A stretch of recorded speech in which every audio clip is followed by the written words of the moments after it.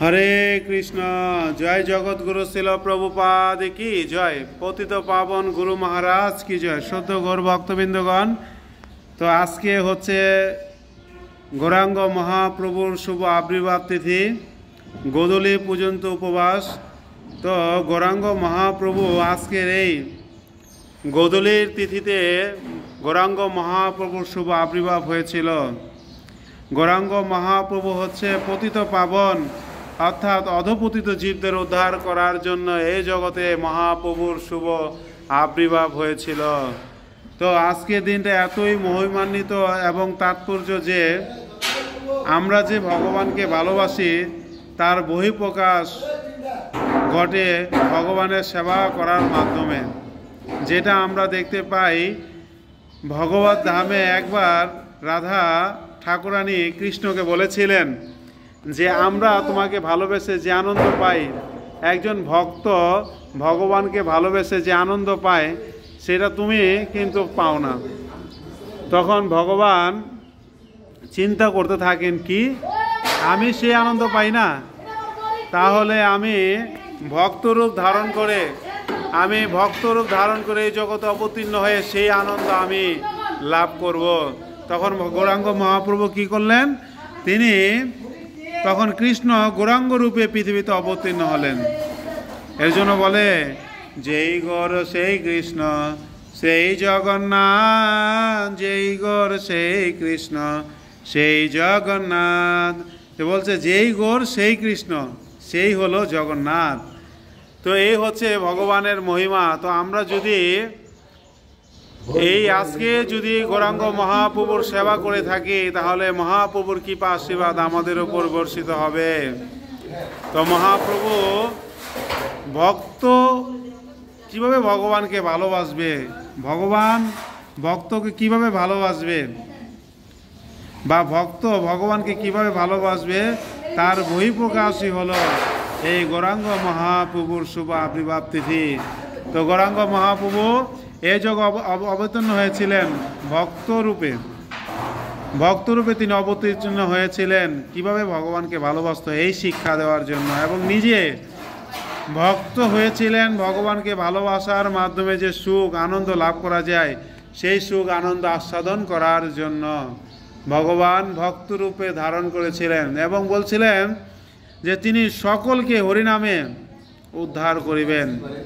এই জগতে একমাত্র এই বর্তমান কলিযুগে একমাত্র হরিনাম জপ করার মাধ্যমে আমরা সমস্ত বিপদ থেকে আমরা উদ্ধার লাভ করতে পারি। এর জন্য বলেছিলেন মহাপ্রভু শোনো মিশ্র কলিযুগে নাহি তপযজ্ঞ, যেই জন ভজে কৃষ্ণ তার মহাভাগ্য। তো এই কলিযুগে যেই কৃষ্ণ ভজন করবে তার মহাভাগ্য হবে। তো আজকের দিনটা এতই মহিমান্বিত, তাই আমরা যদি ভগবানের সেবা করি তাহলে মহাপ্রভুর কৃপা আশীর্বাদ আমাদের উপরে বর্ষিত হবে। জয় জয় গৌরাঙ্গ মহাপ্রভু কি জয়। গৌরাঙ্গ মহাপ্রভুর কৃপা ভিক্ষা কি জয়। তো গৌরাঙ্গ মহাপ্রভু একবার একটা লীলা মনে পড়ে গেল, সেটা হচ্ছে শ্রীবাস ঠাকুর তিনি এতই অধপতিত ছিল যে তার 16 বছর বয়স পর্যন্ত শ্রীবাস ঠাকুর তিনি জড়জাগতিক কর্মকাণ্ডে খারাপ কর্মকাণ্ডে লিপ্ত ছিল। তখন একদিন মহাপ্রভু তাকে স্বপ্নে নির্দেশ দিলেন, হে শ্রীবাস, তুমি তোমার জীবন যেভাবে কাটাচ্ছ ঠিক এভাবে যদি তোমার জীবন যাপন তুমি পরিচালনা করো তাহলে ঠিক একই দিনে আজকে থেকে 1 বছর পর তোমার মৃত্যু হবে। তাই হে শ্রীবাস ঠাকুর, তুমি তোমার এই জন্মটা সার্থক করো, যেন তোমার এই জন্ম সার্থক হয়। তুমি কৃষ্ণ ভাবনাময় থাকো, তুমি ভগবত ভক্তি জীবন পালন করো। তখন শ্রীবাস ঠাকুর যখন ঘুমের থেকে উঠলেন, ওঠার পরে শ্রীবাস ঠাকুর বললেন তাহলে আমার কি করা উচিত। তখন তিনি ভক্তি জীবন পালন করার শুরু করলেন।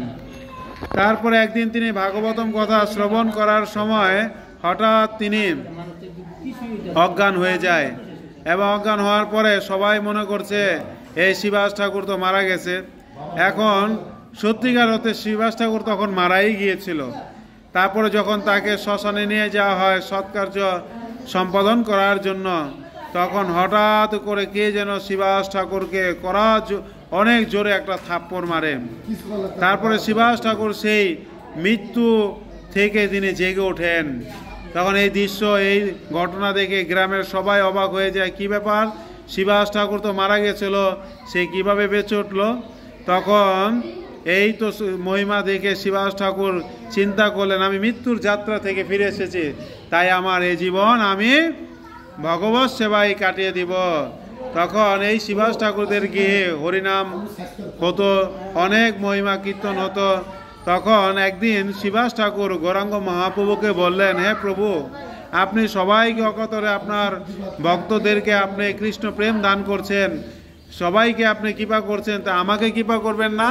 তখন গৌরাঙ্গ মহাপ্রভু বললেন, হে শিবাস ঠাকুর, তোমাকে যে স্বপ্নে দর্শন দিয়েছিলাম সে তো আমিই ছিলাম।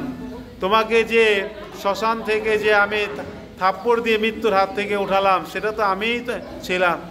আমি তোমাকে থাপ্পড় দিয়েছি, তোমাকে তো আমি কৃপা আগেই করেছি। তো এভাবে শিবাস ঠাকুর মহাপ্রভুর কৃপা লাভ করলেন। হরি বল। তো এখান থেকে আমরা শিক্ষা লাভ করলাম, মহাপ্রভুর যদি কৃপা হয় তাহলে আমরা মৃত্যুর থেকেও রক্ষা পেতে পারি। মহাপ্রভুর যদি কৃপা হয় তাহলে আমরা অধপতিত হাত থেকেও আমরা রক্ষা পেতে পারি। মহাপ্রভুর যদি কৃপা হয় তাহলে আমরা আমাদের জীবন সার্থক করতে পারি। তো আজকে একটা বিশেষ দিন মহাপ্রভুর কৃপা পাওয়ার। হরি বল। জয় জগৎগুরু শিল প্রভুপাদ কি জয়, পতিত পাবন গুরু মহারাজ কি জয়। এখান থেকে আরেকটা শিক্ষা আমরা লাভ করতে পারি, সেটা হচ্ছে ভগবত কথা, ভাগবতম কথা শ্রবণ করার মাধ্যমে আমাদের আয়ু বৃদ্ধি পায়। যেটা শিবাস ঠাকুর ভাগবতম কথা শ্রবণ করার মাধ্যমে তিনি কিন্তু মহাপ্রভুর কৃপা লাভ করেছিলেন। হরে কৃষ্ণ কৃষ্ণ কৃষ্ণ হরে হরে, হরে রাম রাম রাম হরে হরে। জয় মহাপ্রভু কি জয়। নিতাই গৌর সীতানাথ প্রেমানন্দে। হরি হরি বল বল হরি।